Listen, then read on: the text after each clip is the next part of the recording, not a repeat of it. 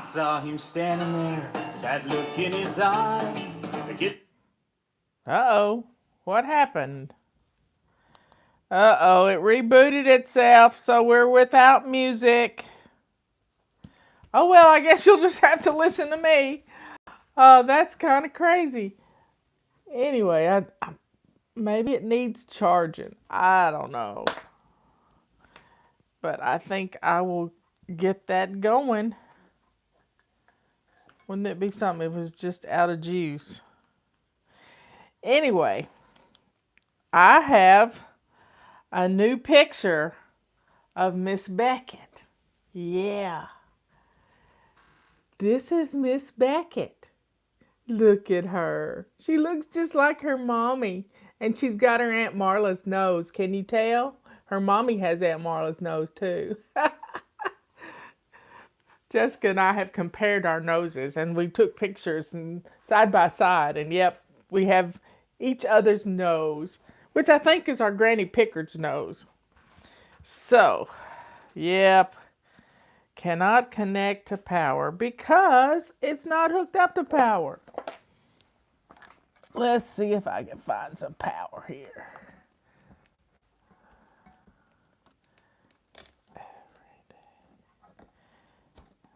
Pull that out and stick that in. And now we'll see if we got power. Anyway,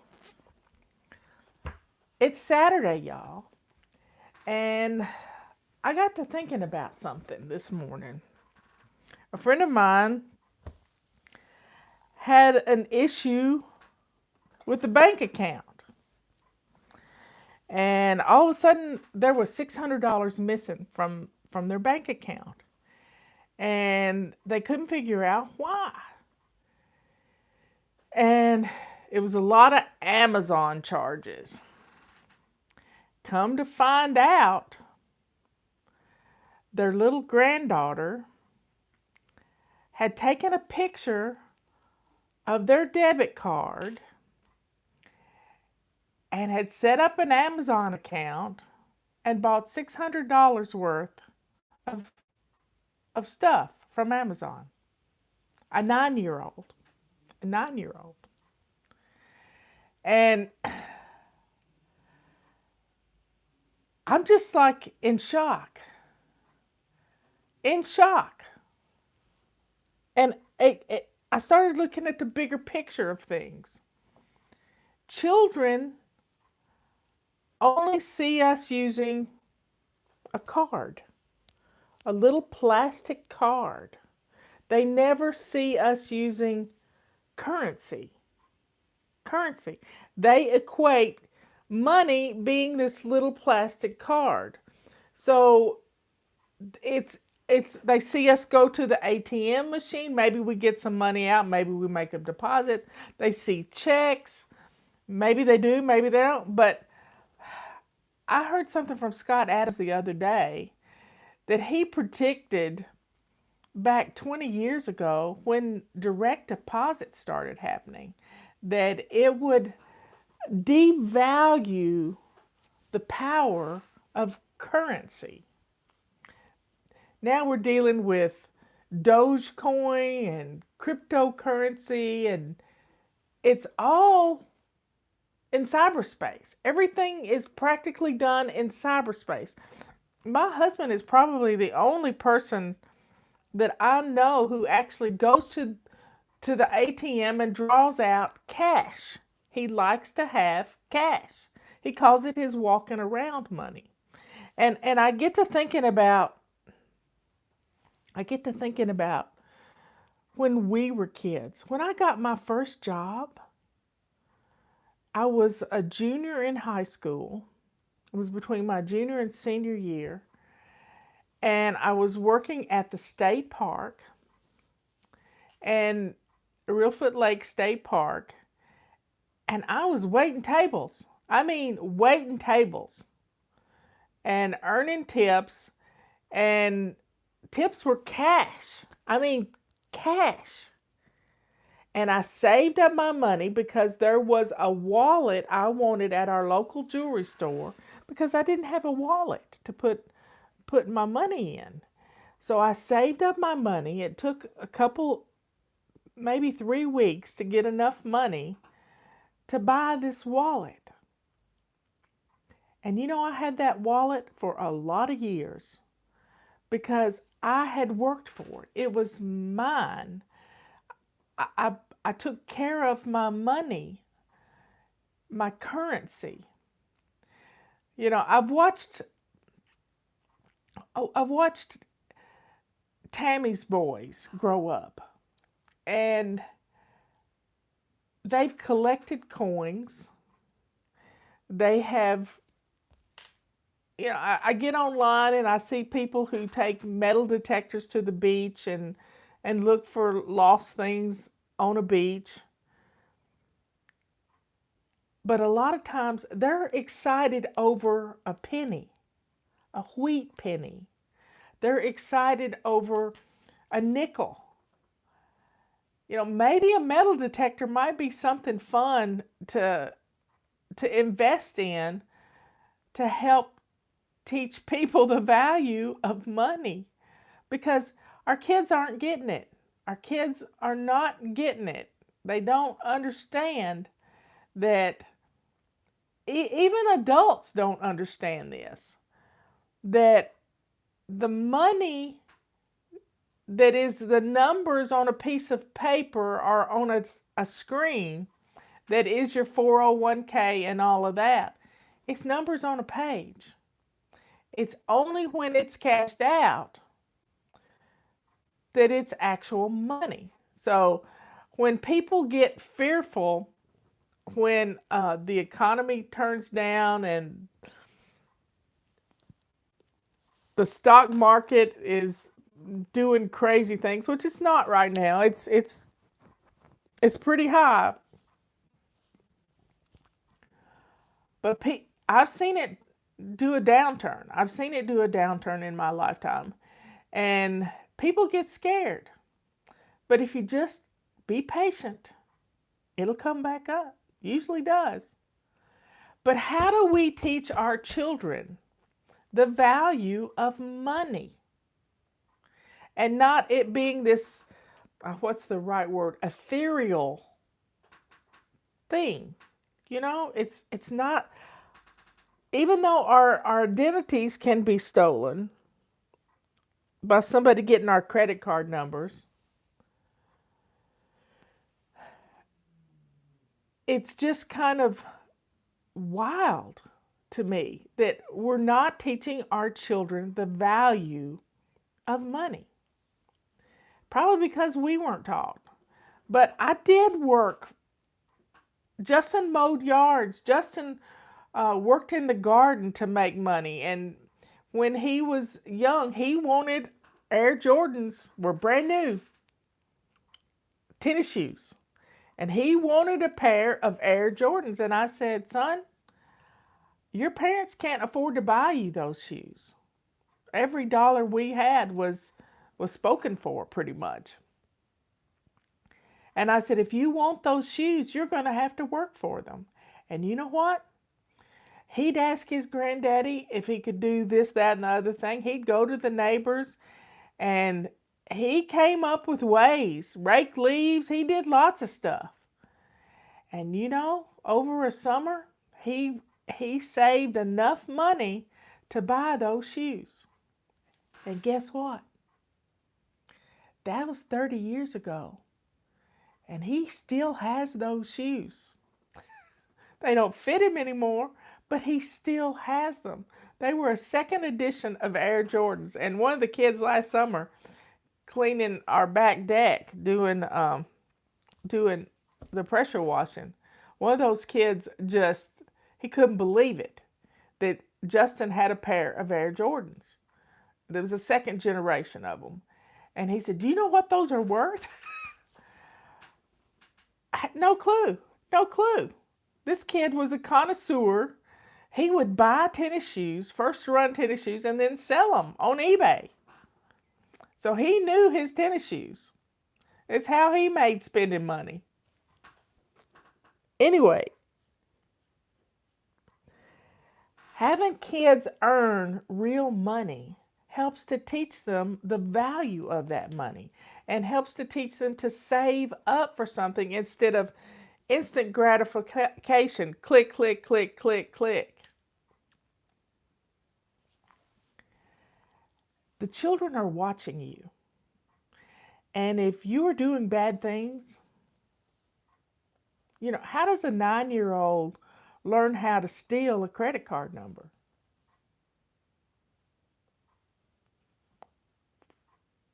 From her grandparents. How does a 9-year-old know that? Because she's seen somebody do it. Now that's the heartbreaking part. She has seen somebody do it. Yeah, they're reminding me, please share our videos because Liz is going to come in here and collect all the names of everybody sharing the videos. So how can you teach your children the value of money? There's some good books out there called Rich Man, Poor Man by, his last name's, I think he's a Canadian. Kiyosaki is his last name. I've known about him for 20 plus years.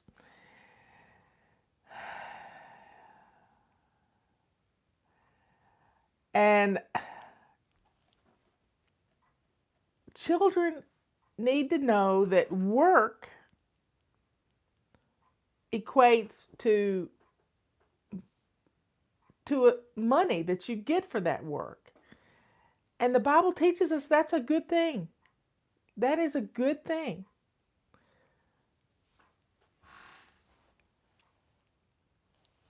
So what's a way we can teach our children about money? Well, I think having a yard sale is a good way to teach children. Not for you, but for the kids.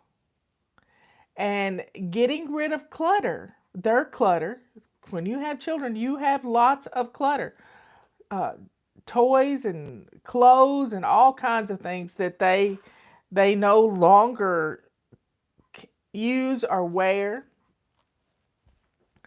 And when you look at a whole day spent, maybe you have to have a day preparing and a day doing and then clean up and take the rest to Goodwill or wherever you're going to take it. When they spend time in sales, when somebody comes up wants to buy something, maybe social distancing is still important, but having a table of things that are $1, things that are $2, things that are a quarter, when you put the things out on different tables or on different mats, and it's a rainy, nasty day for a yard sale today, but where I live, but it might not be where you live. And having a yard sale and then, sitting down and having a family meeting about having a yard sale and what they're going to do with the money they make from it. So I mentioned this earlier in the week. Maybe you set a goal to go to an amusement park. Maybe you set a goal to get zoo year-long memberships. Maybe you set a goal to go to a water park. So these are fun things that you can do as a family, and they sort of take a big pinch out of your budget. But if the kids do the yard sale, they can probably make a couple $100 or maybe more than that to go toward something they're wanting to do. They'll be begging you for stuff to go into the yard sale, and give it to them because you need to get rid of stuff. So just know that your children are watching you a lot. And what example are you setting for them? Are they hearing you complain and fuss about everything? I remember many years ago, a friend of mine's daughter, they were folding clothes, and they were military family. Navy. And they've got a pile of clothes. This little girl's 8 years old. And she looks up at her mama and, well, she grabs her daddy's underwear and she starts to fold it. She starts to fold her daddy's underwear. And her mama says, honey, I'll fold daddy's underwear. You don't have to fold daddy's underwear. And she put her little hands on her hips and she says, well, I might as well learn how to do it because I'm going to be doing it for the rest of my life. Where did she hear that? Where did she hear that?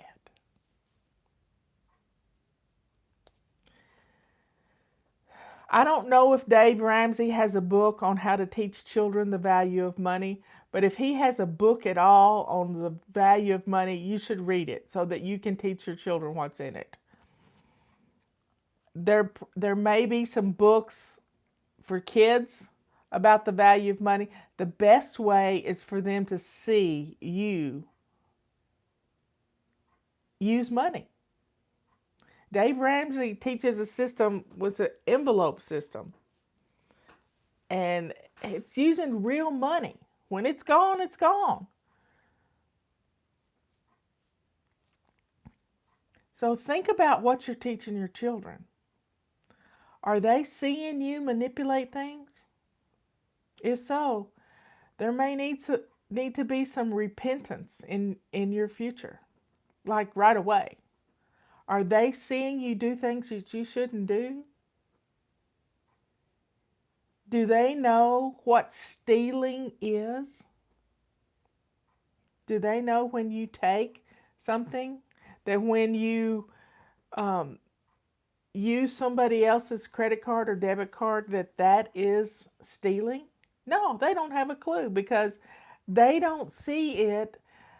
They've lost all these transactions along the way. You work, you get paid. You save your money to buy this one thing. Not $600 worth of stuff. So are you setting the example for your children? I know you are. It can either be a good example or it can be a bad example. That's up to you. But what are they seeing you do? What is it? What is it?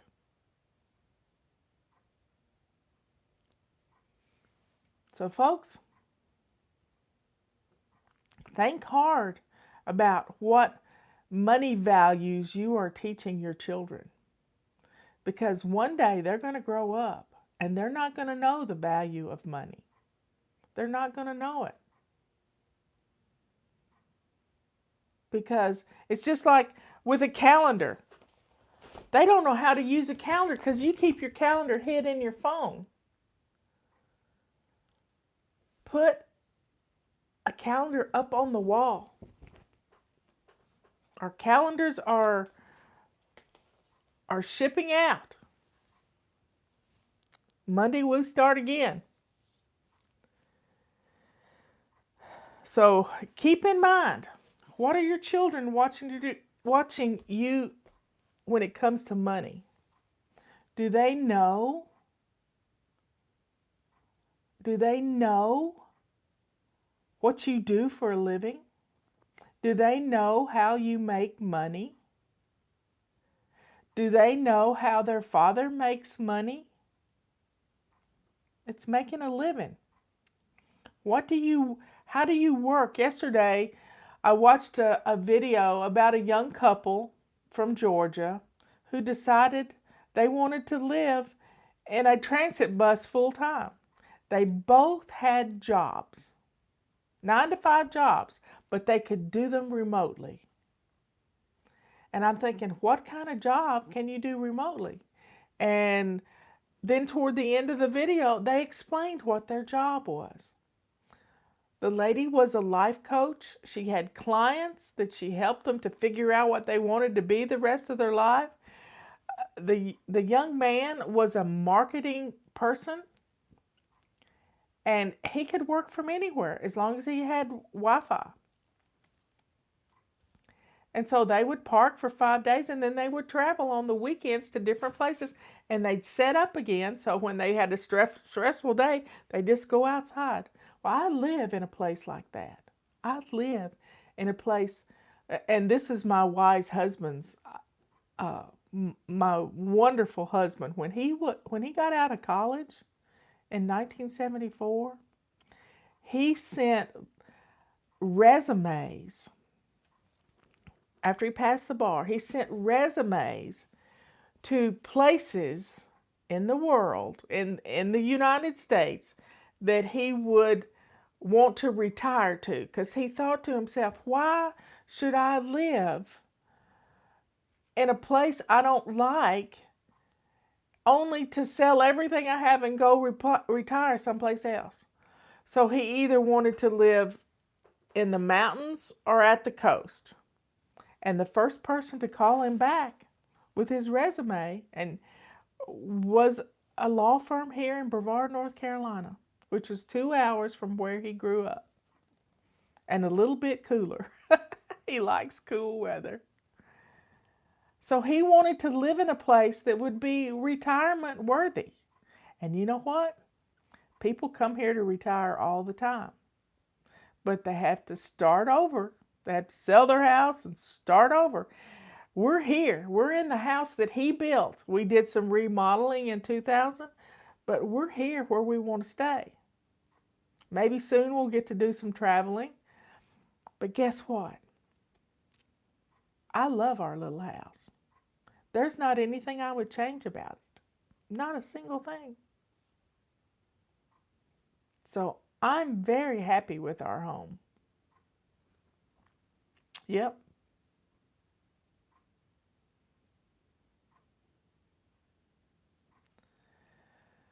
So think about what you're teaching your children. Are you teaching them how to use a calendar?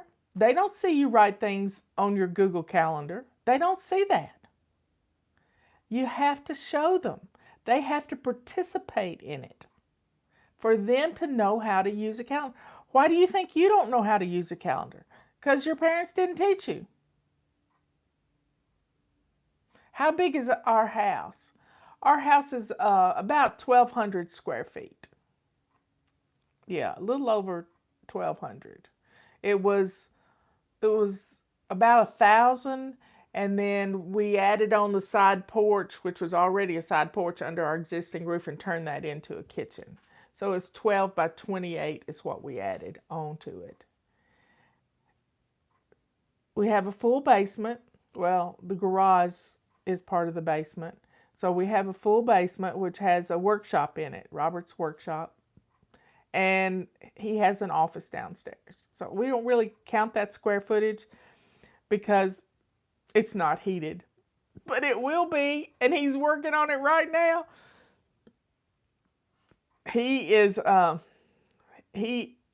working on our wood stove that's going in the basement for emergency purposes and to keep him warm in the basement. So he stays in the basement, and he has his own little office. He has a couch down there that he can hunker on, and you know it's his domain down there. I have a washer and dryer down there. We have a washer and dryer down there, but it's our quaint little house. We love it.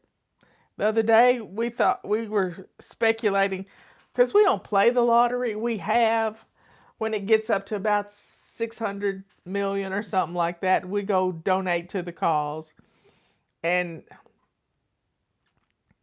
I said, what if we won the lottery? Because Lottery Dream House was on or something, on HGTV. I said, what would we do different? And he said, I don't know. We can afford to build a workshop if we wanted to. Robert makes do. We have a garage. We have a back deck. We have everything we need.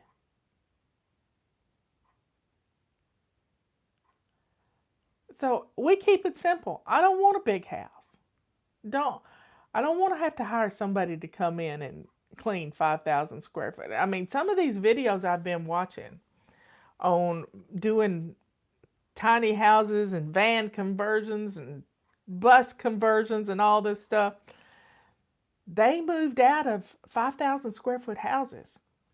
It was too much for them. They retired to a bus. How cool is that? But I have a small footprint. I have a small house on 10 acres. And it's fun. I have a bathtub that I love. I have a kitchen that I love. I have everything around me that I need. I don't need much. But it's like reading a novel. I don't read a novel. I rarely read a novel. The last novel I read is Where the Crawdads Sing. And that was a couple of years ago, and my sister said I needed to read it. So I read it. And I I like to spend 15 minutes watching a video, and that's enough entertainment. Enough entertainment. And I listen to my Bible. I've got this great guy who reads the Bible with an English accent, and it's just wonderful. It's like a story. It's just like a story.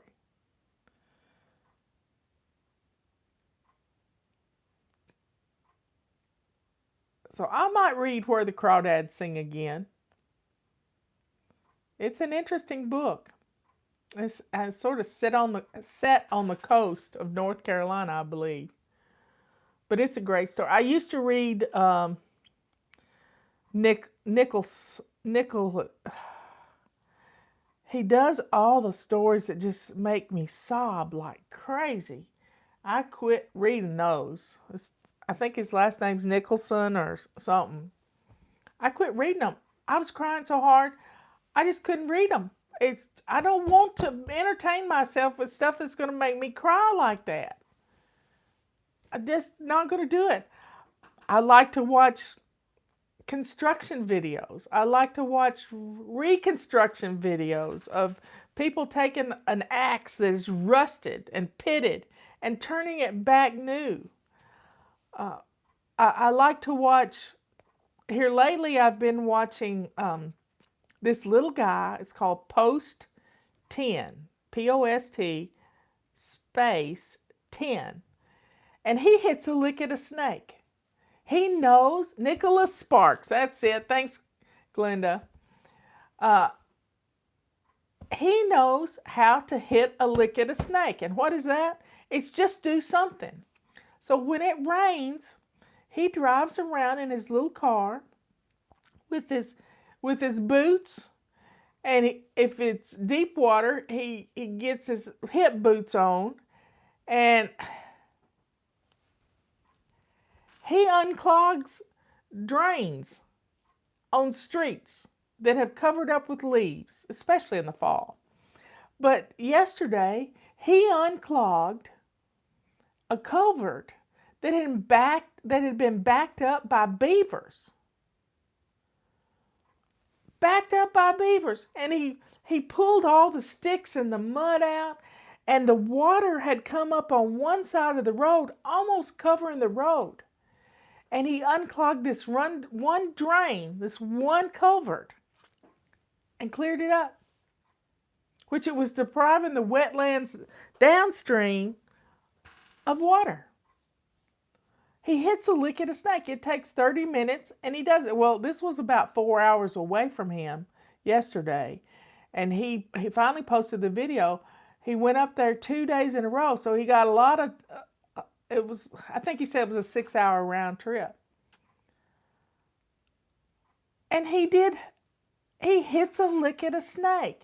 He helps out people in cities that are driving through water by unclogging drains and finding out what's wrong.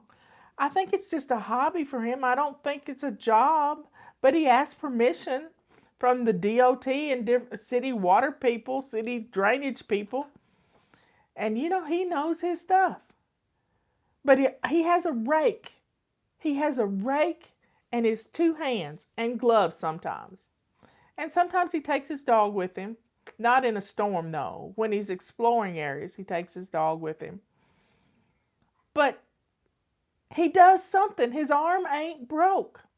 He does something to help his community. And it's just clearing debris from a culvert, clearing debris from a drainage on the side of the street. So we can all, Biltmore Village, real close to me, has flooded every store in the village because nobody cleared the culverts. Nobody cleared the drainage. And leaves and things would get caught on top, and then the water would just start rising. Now they've set aside some volunteers that go out and keep those things clear. I've done it.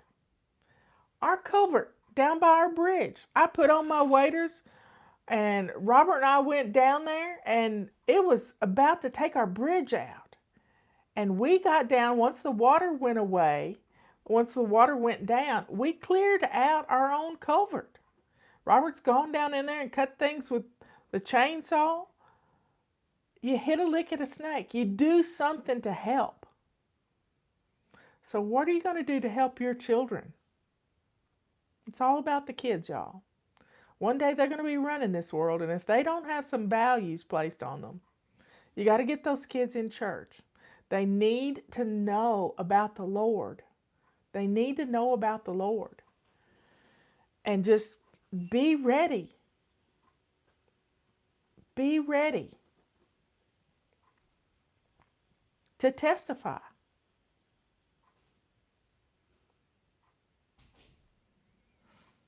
Okay, folks. Y'all have a good rest of the day. I'm on my soapbox today. Got to teach your children. And I don't recommend a yard sale for you. A yard sale for you makes you feel bad.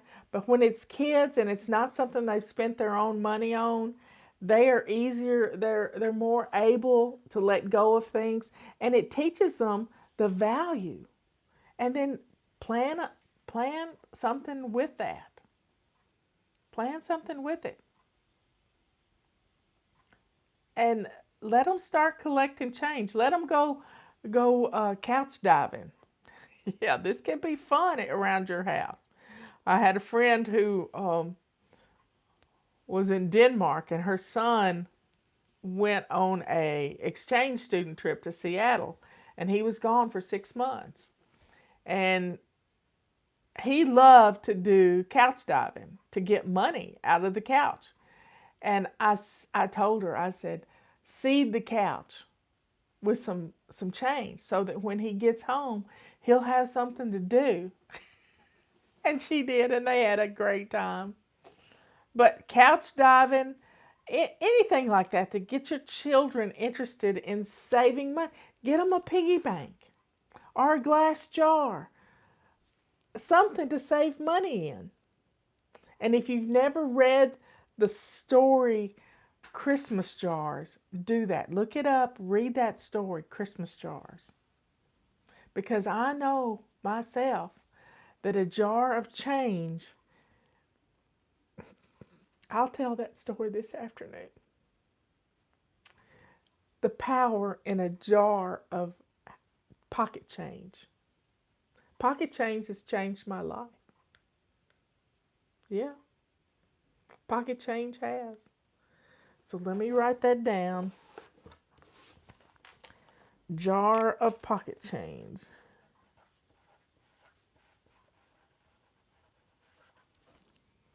Okay, folks. Y'all have some fun today. It's family fun day. If you can have a yard sale, do it. But you need to start it earlier in the morning. It's kind of like no yard sales afternoon, but after 12 o'clock. So have a great day. I love you all. I will see you at 3 o'clock, and I'm going to talk about a jar of change. And this was before the Christmas Jars was written. I'll see you later. Be good, kind, and sweet.